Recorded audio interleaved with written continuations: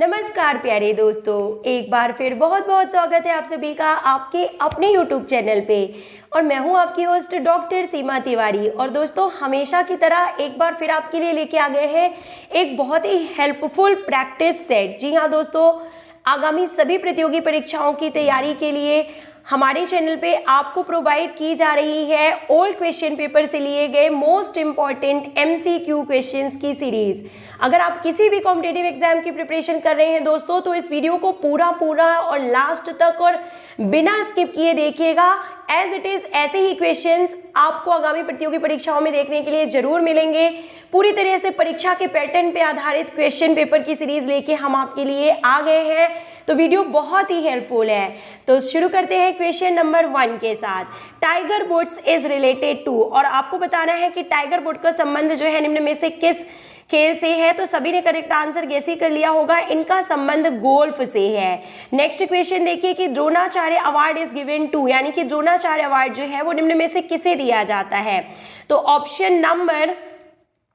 Number यहाँ पे देखिए B is correct here, successful coach, यानी कि जो है सफल प्रशिक्षक को द्रोणाचार्य अवार्ड दिया जाता है, जो कि 1985 में स्टेब्लिश किया गया था। 1985 से इसकी शुरुआत की गई है।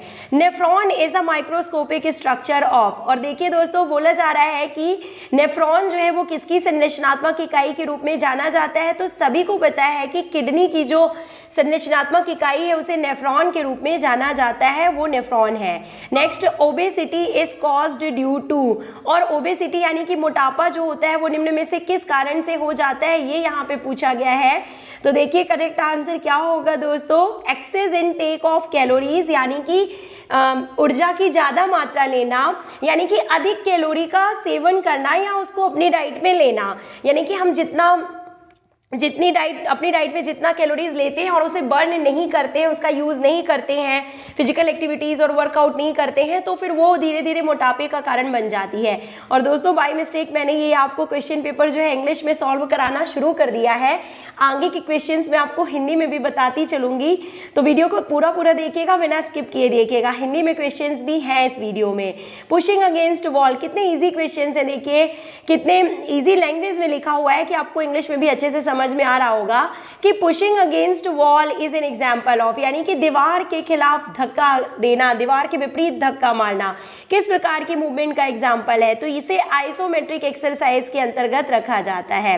Vitamin responsible for blood clotting, और उस विटामिन का नाम बताइए जो कि ब्लड क्लॉटिंग के लिए जिम्मेदार होता है। विटामिन के इज करेक्ट आंसर। देखिए आपको हम यहाँ पे हिंदी में क्वेश्चंस दिखा देते हैं दोस्तों, ये हैं हिंदी क्वेश्चंस। तो हम शुरू करते हैं क्वेश्चन नंबर 7 से कि फ्रायड ने प्रतिपादित किया था। तो सिगमंड फ्रायड की बात यहाँ पे की जा रही है। तो साइको एनालिटिक थ्योरी के प्रतिपादक के रूप में सिगमंड फ्रायड का नाम कौन नहीं जानता, सभी को पता है। साइको एनालिटिक थ्योरी के प्रतिपादक हैं सिगमंड फ्रायड, मनोविश्लेषणात्मक सिद्धांत के प्रतिपादक। नेक्स्ट, समय सारणी को प्रभावित करने वाले कारक निम्न में से कौन से हैं।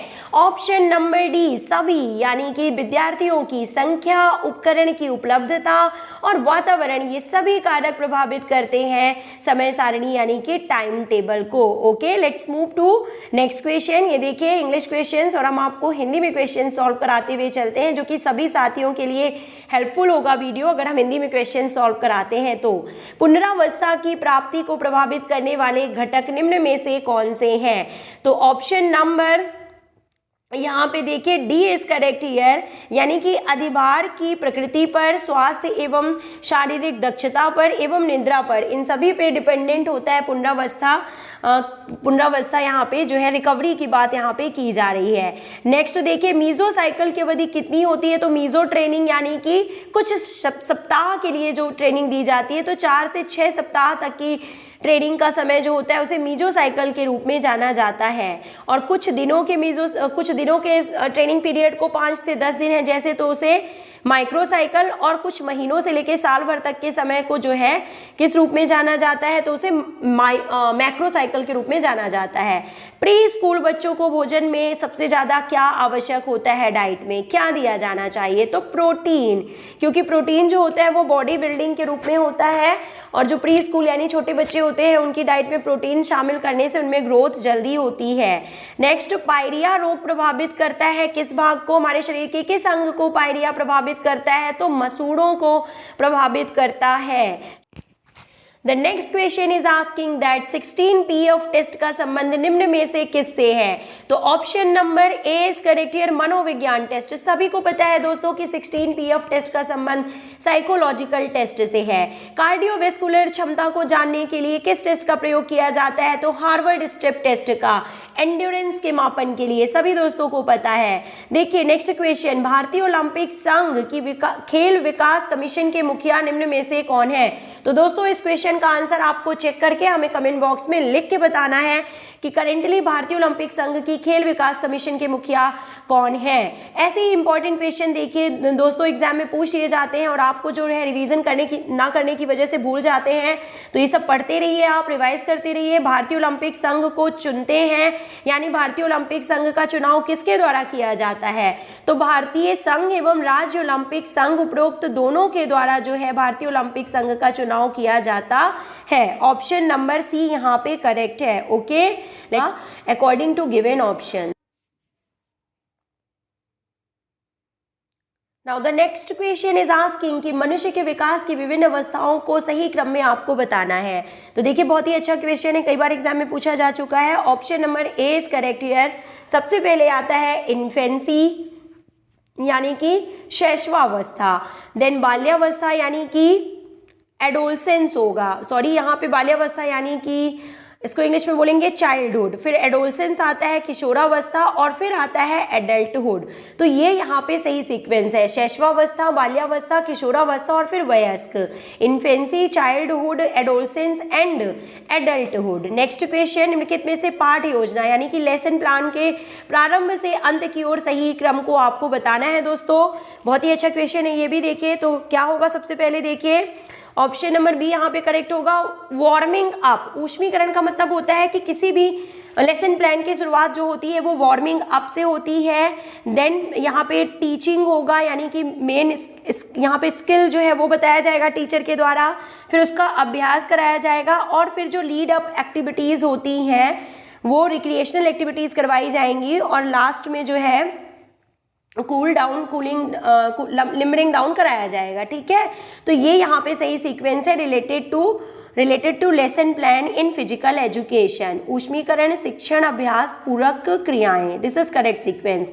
नेक्स्ट क्वेश्चन की तरफ मूव करते हैं and the next question is asking that पूर्व से बाद बने भारतीय ओलंपिक संघ के अध्यक्षों को सही क्रम में आपको लिखना है। पूर्व से बाद बने, इसका मतलब समझ में नहीं आ रहा है, इंग्लिश में देखते हैं इस क्वेश्चन को। क्वेश्चन नंबर 30 में क्या बोला जा रहा है कि identify the correct order for the presidents of Indian Olympic Association from earlier to later. Okay, earlier to later की बात की गई है, यानी कि पहले सबसे पहले कौन थे, उसके बाद कौन थे और उसके बाद कौन थे। इस सीक्वेंस में आपको जो है भारतीय ओलंपिक संघ के अध्यक्षों को सही क्रम में आपको यहाँ पे पहचानना है। तो option number B is correct here. देखिए दोस्तों, सबसे पहले श्री राजा भालेंद्र सिंह थे, इसके बाद श्री वीसी शुक्ला जी, फिर शिवांती आदित्य और फिर श्री सुरेश कलमाड़ी। ये यहाँ पे सही सीक्वेंस है अर्लियर टू लेटर के लिए। ठीक है, नेक्स्ट क्वेश्चन देखिए कि हृदय के ऊपर की परतों को बाहर से अंदर के सही क्रम में आपको पहचानना है, बाहर से अंदर के सही क्रम में पहचानना है। ऑप्शन नंबर डी यहाँ पे करेक्ट है। ठीक है, पहला नंबर देखिए क्या होगा, यहाँ पे बोला जा रहा है एंडोकार्डियम। तो सबसे अंदर की जो परत होती है वो क्या होती है, एंडोकार्डियम कहलाती है हार्ट की। उसके बाद जो है बीच में मायोकार्डियम, इसके बाद जो सबसे बाहरी परत होती है वो क्या होती है, पेरिकार्डियम, और लास्ट में आएगा पेराइटल पेरिकार्डियम। बाद से पहले के कॉमनवेल्थ आयोजक शहरों के सही क्रम को चुनिए। इसमें भी देखिए बाद से पहले, यानी कि आपको सबसे पहले बताना है लेटेस्ट से लेके और उसके पहले तक का आपको बताना है। तो सही सीक्वेंस इस पे हम आपको बता देते हैं। ऑप्शन नंबर 1 सही है। देखिए यूके यानी कि इंग्लैंड में हुए थे 2002 में, ठीक है, 2002 में हुए थे आपके। सबसे पहले ये हो जाएगा यूके में। इसके बाद देखिए मलेशिया का नंबर आता है, तो मलेशिया में कब हुए थे, 1998 में। इसके बाद देखिए कनाडा में हुए थे 1994 में, और फिर न्यूजीलैंड में हुए थे लास्ट में 1990। यानी कि कॉमनवेल्थ गेम्स के आयोजक शहरों का सही क्रम जो है बाद से पहले यानी 2002 से लेकर 1990 तक का हमने आपको यहाँ पे बता दिया। सही सीक्वेंस जो है वो है ए नंबर। नेक्स्ट, निम्नलिखित में से ओलंपिक आयोजक शहरों को पहले से बाद के सही क्रम में आपको बताना है। अब देखिए यहाँ पे ओलंपिक के लिए जो है आयोजक शहरों का यानी होस्टिंग प्लेस का पूछा जा रहा है। तो करेक्ट सीक्वेंस क्या होगा, देखिए दोस्तों यहाँ पे सबसे पहले देखते हैं सियोल वाला आएगा, बी ऑप्शन इज करेक्ट। 1988 में सियोल में हुआ था। उसके बाद देखिए 1992 बार्सिलोना में हुआ था। इसके बाद अटलांटा 1996 में हुआ था, और सिडनी में जो है वो 2000 में हुआ था। और देखिए क्या बोला जा रहा है, पहले से बाद के क्रम में। तो ये सही आंसर है यहाँ पे, पहले से बाद के क्रम में 1988 से लेके 2000 तक का हमने आपको बता दिया यहाँ पे, सियोल, बार्सिलोना, अटलांटा एवं सिडनी। नेक्स्ट क्वेश्चन, शरीर में ऑक्सीजन परिवहन के रास्तों का पहले से बाद का सही क्रम बताइए।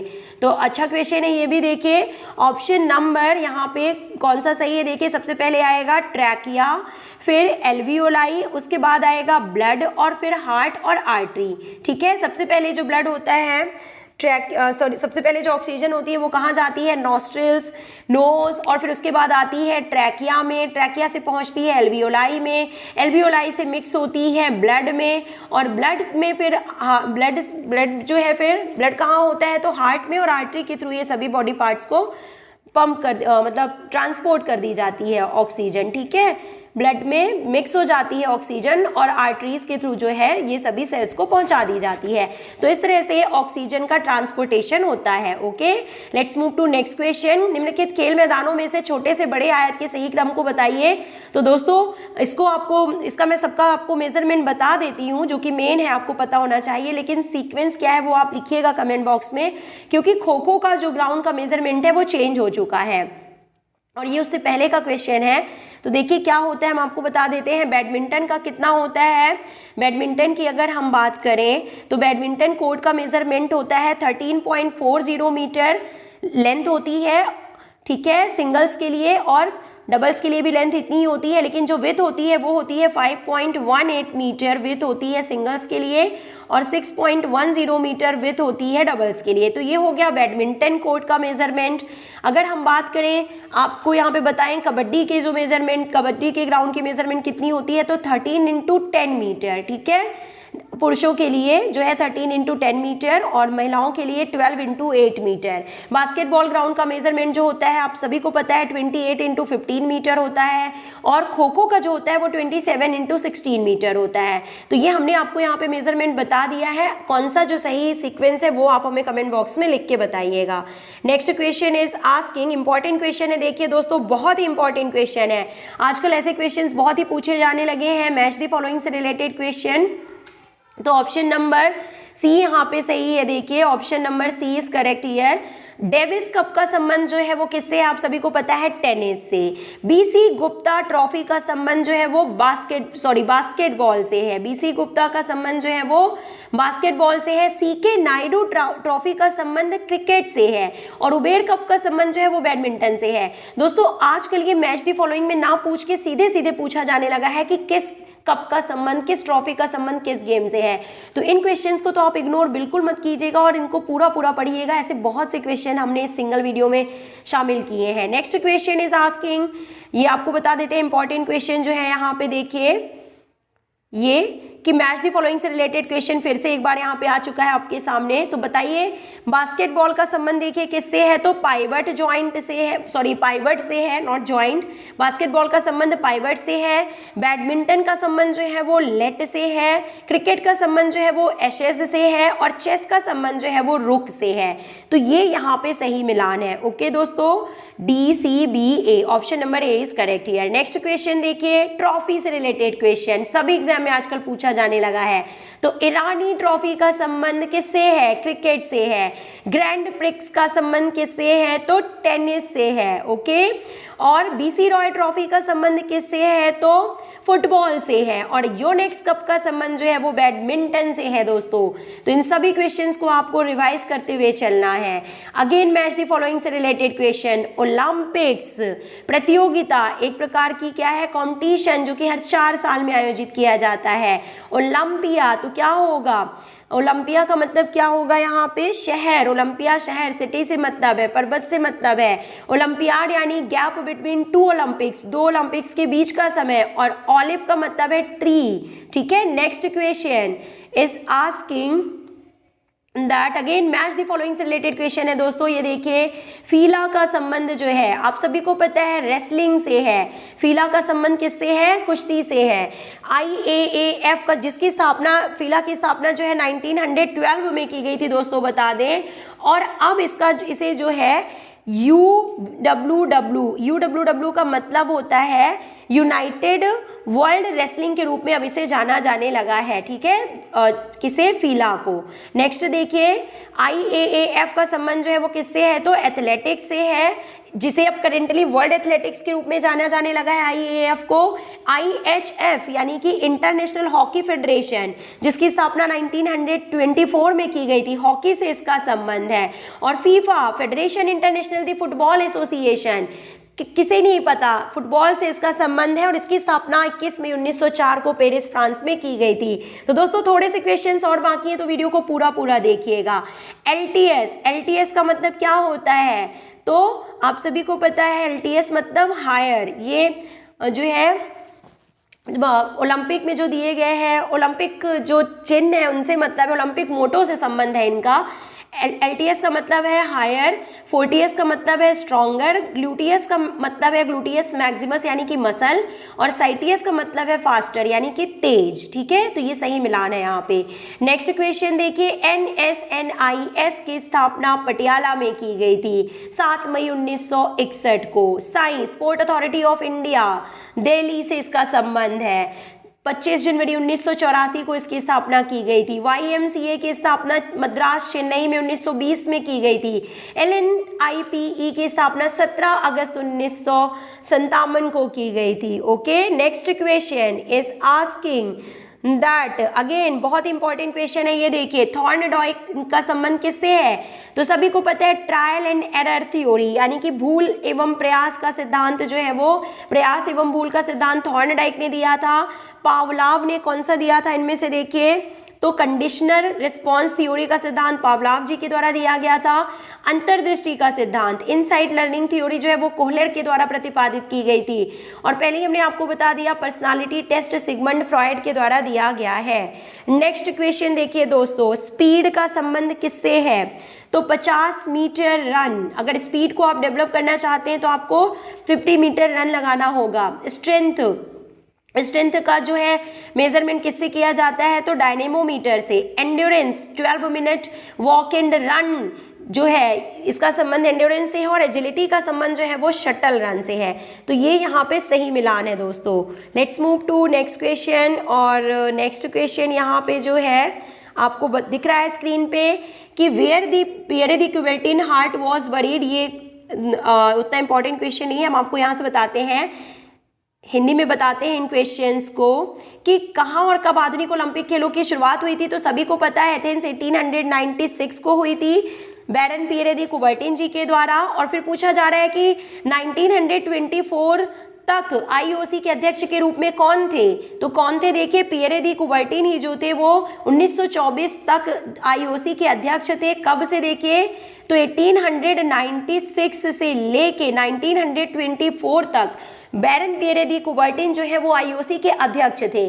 तो अब आप बोलेंगे कि पहले अध्यक्ष तो डेमेट्रियस बिकेलस जी थे। तो यस फ्रेंड्स, 1894 को आईओसी की स्थापना हुई थी। तो 1894 से 1896 तक ही डेमेट्रियस बिकेलिस जो है आईओसी के अध्यक्ष थे। उसके बाद बैरन पियरे दी कुबर्टिन जी अध्यक्ष बन गए थे और 1924 तक आईओसी के अध्यक्ष वही थे। 5 कड़ियों का चिन्ह किसने बताया था? तो किसने बताया था? बैरन पियरे दी कुबर्टिन जी के द्वारा ही बताया गया था। 5 रिंग्स का जो नेशनल जो हमारे ओलंपिक में जो 5 रिंग्स हैं जो वो पियरे दी कुबर्टिन जी के द्वारा ही बताई गई थी। ओके, नेशनल ओलंपिक फ्लैग की बात की जा रही है। तो दोस्तों वीडियो कैसा लगा कमेंट बॉक्स में लिख के जरूर बताइएगा। मिलते हैं ऐसे ही नेक्स्ट वीडियो के साथ। Till then take care.